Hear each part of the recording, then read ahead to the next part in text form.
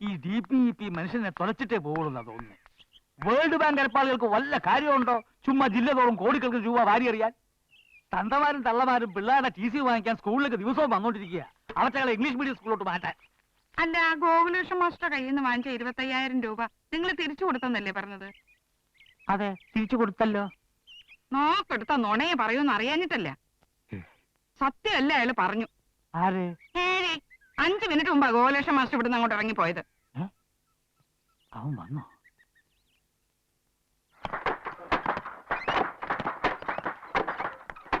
ശിവദാസ, ശങ്കരൻകുട്ടി, ശങ്കരൻകുട്ടി, നമ്മൾ കത്തയച്ചത് വെറുതെ ആയില്ല. ഗോകുലേഷന്റെ സ്ഥലത്തെത്തി കഴിഞ്ഞു. അവൻ ജോലി കിട്ടിയാലെന്ന് ഇറങ്ങി സ്ഥലം വിടുന്നതിന് മുമ്പ് നമുക്ക് അവന്റെ തപ്പണം. കാല് 2 തല്ലി ഓടിക്കണം. ആരൊക്കെയാണ് എന്റെ കൂടെ വരണമെന്ന് വെച്ചാൽ ഇപ്പൊ പറയണം. ഞാൻ റെഡി മുതലാളി. ആ, ഞാനും റെഡി. എന്നാ പിന്നെ സമയം കളണ്ട, വരൂ.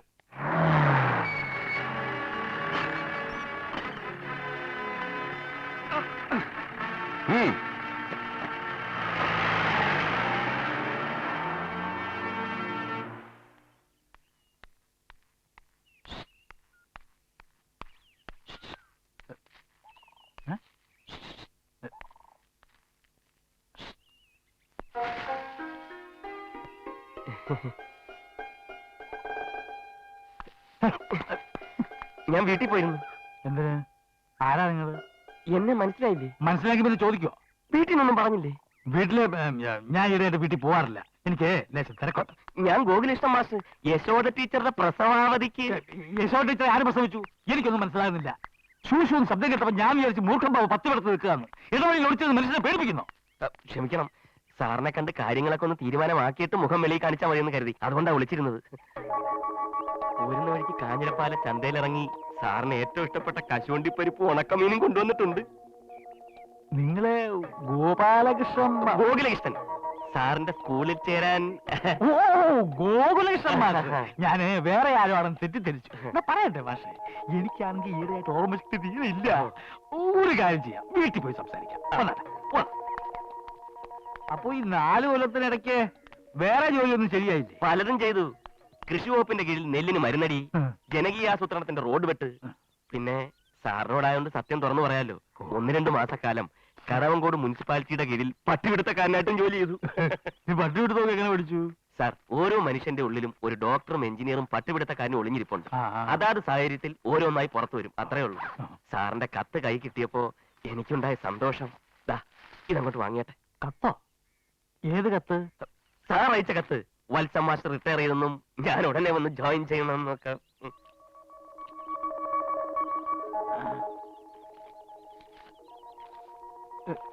ഇത് ഈ കത്ത് ശരിക്കൊരു മൃതസഞ്ജീവനിയായിട്ട് എനിക്ക് അനുഭവപ്പെട്ടു. ഇങ്ങനെ ഒരു കത്ത് ഹാറ്റ് നോറ്റിരിക്കുകയായിരുന്നു ഞാൻ. പക്ഷെ ഇങ്ങനെ ഒരു കത്ത് അയച്ചെങ്കിലും ഉടനെ മാഷെ അങ്ങനെ അപ്പോയിന്റ് 50,000 കൊണ്ടുവന്നിട്ടുണ്ട്. പണമല്ലല്ലോ കാര്യം. അപ്പൊ അന്ന് 25,000 രൂപ മതിയോ? ഗോപാലകൃഷ്ണൻ മാഷേ, ഗോകുലകൃഷ്ണൻ മാഷ്, അതെന്തുമാവട്ടെ, ഇങ്ങനെ ഒരു കത്ത് അയച്ചതിന് ശേഷമാണ് കാര്യങ്ങളുടെ എല്ലാ വശങ്ങളെ പറ്റിയും കൂലങ്കഷമായി ഞാൻ ആലോചിച്ചത്. ഏത് വശങ്ങൾ? അണ്ടിപ്പരിപ്പ് ഉണക്കമീനും. ഇതൊക്കെ വാങ്ങിച്ചോട്ടെ ആര് പറഞ്ഞു? സാറിന് ഏറ്റവും ഇഷ്ടപ്പെട്ട. ഇഷ്ടമാണെന്ന് വിചാരിച്ച് നേരം എടുത്താ വൈകുന്നേരം വരെ ഉണക്കമീൻ കഴിച്ച് അണ്ടിപ്പരിപ്പ് തിന്നോണ്ടിരിക്കാൻ പറ്റുമോ? തോന്നുമ്പോ എടുത്ത് തിന്നാലോ. മോളെ സ്നേഹത, ചായ ഇപ്പൊ വേണ്ട. വേണ്ടാത്തോണ്ടാ. അച്ഛൻ വിളിച്ചോ? ഇയാളുടെ ഈ പൊതി മേടിച്ച് അകത്തങ്ങനെ കൊണ്ടിട്ട്. ലതക്കുട്ടി ഇപ്പോഴും ടൈപ്പ് ഓടിക്കാൻ പോകുന്നുണ്ടോ? ഇല്ല, നിർത്തി. ഫീസ് കൊടുക്കാൻ എവിടുന്നാ കാശ്? അല്ലേ അച്ഛാ? സത്യമായിട്ട് ഞാൻ കരുതിയത് ലതക്കുട്ടിയുടെ കല്യാണം കഴിഞ്ഞു കാണുമെന്നാ. ഞങ്ങളുടെ നാട്ടിൽ നിന്ന് ഒരു നല്ല ചെറുക്കനെ ഇങ്ങോട്ട് വിടട്ടോ. നീ അകത്ത് പോ. ഇനി അകത്ത് പോവാൻ. എന്തിനാ അവിടെ നേരെ ഒച്ച വെക്കുന്നത്? അവളെ എന്ത് തെറ്റ് ചെയ്തു? വേറെ എന്തെങ്കിലും കാര്യത്തിന് ദേഷ്യം വന്ന ആരുടെയെങ്കിലും മെക്കെട്ട് കയറിക്കോളും. നിന്നെ ഇങ്ങോട്ട് ക്ഷണിച്ചില്ല. മോളെ ക്ഷണിച്ചപ്പോ അമ്മ കൂടെ വന്നതാ. എന്താ പാടില്ലേ? എല്ലാരും കൂടെ ഒന്ന് പാർത്ത് പിടിപ്പിക്കും. അച്ഛൻ ചങ്ങല പൊട്ടിക്കുന്നതിന് മുമ്പ് മോളിക്ക് പോരെ. ഞാൻ വന്ന സമയം ശരിയായില്ലാന്ന് തോന്നുന്നു. ഇല്ല, ഒട്ടും ശരിയായില്ല. ഒന്നാമത്തെ കാര്യം, ഈ സ്കൂൾ ബിൽഡിങ്ങിന് ഒരു വിള്ളലോ ഒരു വലിയ വിള്ളല്. അറ്റകുറ്റപ്പണിയെല്ലാം കഴിഞ്ഞ് എഞ്ചിനീയർ സർട്ടിഫിക്കറ്റ് തന്നാലേ ക്ലാസ്സുകൾ തുടങ്ങാൻ പറ്റൂ. ഞാൻ വെയിറ്റ് ചെയ്യാം. മാഷേ, നിങ്ങളുടെ ജീവൻ അപകടത്തിലാണ്. ആ മാത്തുക്കുട്ടി നിങ്ങളെ കൊല്ലുന്നു പറഞ്ഞ് നടക്കുക. എന്റെ ജീവനേക്കാൾ വലുതാണ് എനിക്ക് ഈ ജോലി. വീട്ടിൽ പറയണം മാഷേ, ഒരു ജോലി പോയാൽ 10 ജോലി വേറെ കിട്ടും. ജീവൻ പോയാൽ പിന്നെ പോയതാ. എങ്കിൽ ഞാൻ സാറിനോട് മറ്റൊരു രഹസ്യം തുറന്നു പറയാം. ആ. ബസ്സിൽ നിന്ന് ഇറങ്ങിയ ഉടനെ തന്നെ എനിക്കൊരു വധഭീഷണി ഉണ്ടെന്ന് പോലീസ് സ്റ്റേഷനിൽ ഒരു പെറ്റീഷൻ കൊടുത്തിട്ടാ ഞാൻ ഇങ്ങോട്ട് വന്നത്. അതിൽ വലിയ കാര്യമൊന്നുമില്ല. ഞാൻ പറയുന്നത് കേക്ക്. മാഷ് തൽക്കാലം പോ. കെട്ടിടത്തിന്റെ അറ്റകുറ്റപ്പണിയെല്ലാം കഴിഞ്ഞ് ഞാൻ ദാ ഇതുപോലെ കത്തയക്കാം. ജോലി കിട്ടിയെന്ന് നാട്ടുകാരോടും വീട്ടുകാരോടും പറഞ്ഞിട്ടാ ഇങ്ങോട്ട് പോകുന്നത്. ഓ. തന്നെയല്ല, കടവങ്കോട് ഉദയ സ്പോർട്സ് ആൻഡ് ആർട്സ് ക്ലബ് എനിക്കൊരു ഗംഭീര യാത്രയപ്പം തന്നാ വിട്ടത്. അത് എന്നിട്ടിപ്പം മടങ്ങി ചെല്ലാന്നൊക്കെ പറഞ്ഞ എന്ന് പറഞ്ഞാൽ ഇപ്പം എന്താ? ഒരു കാര്യം ചെയ്യാം. ആ. സാറ് പറഞ്ഞതുപോലെ ആ. ഞാൻ ഇപ്പൊ പോവാം. ആ. എന്നിട്ട് വൈകുന്നേരം തിരിച്ചു വരാം. അല്ല,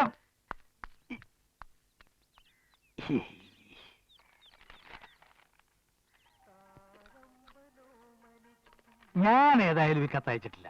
പിന്നെ ഇത് ആരയച്ചു? ആരയച്ചു എന്ന് ഇങ്ങനെ ഒരു സംഭവം ഉണ്ടായോ? ഏതായാലും ഇത് എന്റെ കൈപ്പടയല്ല.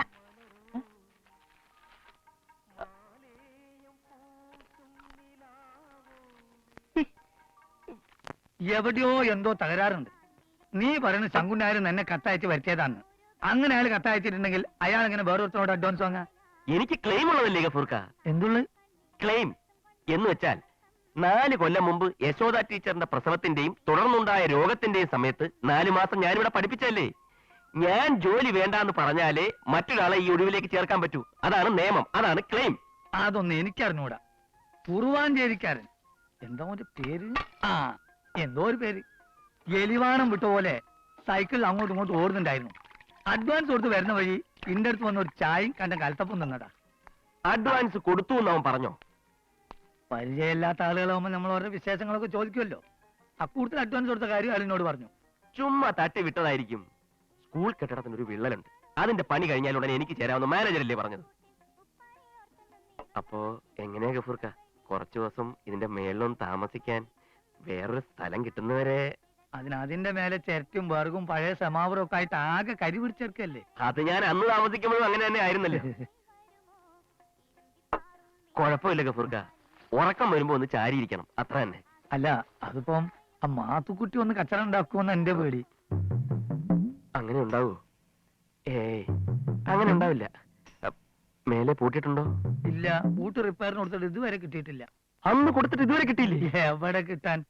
അതിനാ കൊല്ലം കാണാനും ദുബായി പോയില്ലേ. ഓ,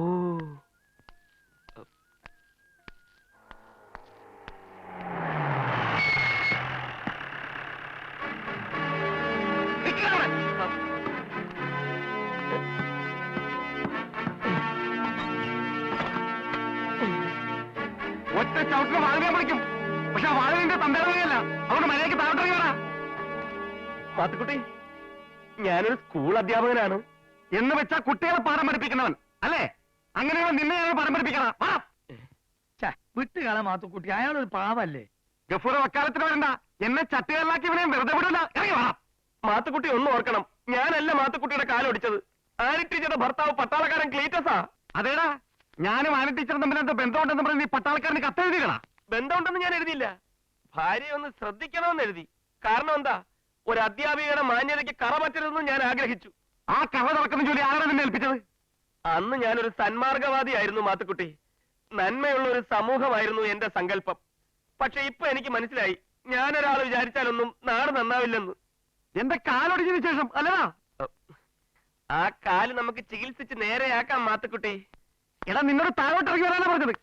എന്റെ ഒരു കാലിന് പകരം നിന്റെ 2 കാല്. നീ വിചാരിച്ച് മാനേജറെ നിനക്ക് കത്തയച്ചതല്ലേ? അല്ലടാ, ഞാനാ അയച്ചത് നിന്നിവിടെ വരുത്താൻ.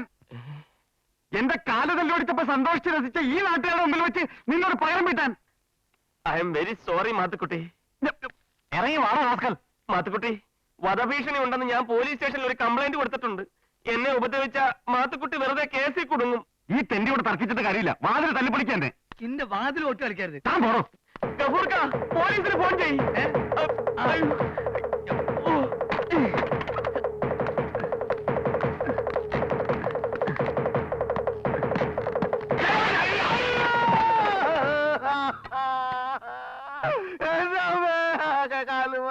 എടുത്തു പൊക്കട അച്ചായനെ.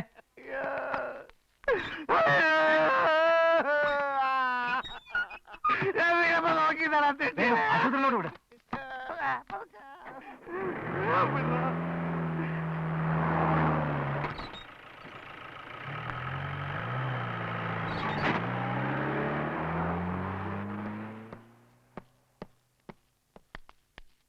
പാവം മാത്തുക്കുട്ടിക്ക് പരിക്ക് ഒരുപാടുണ്ടോ ഗഫൂർക്ക?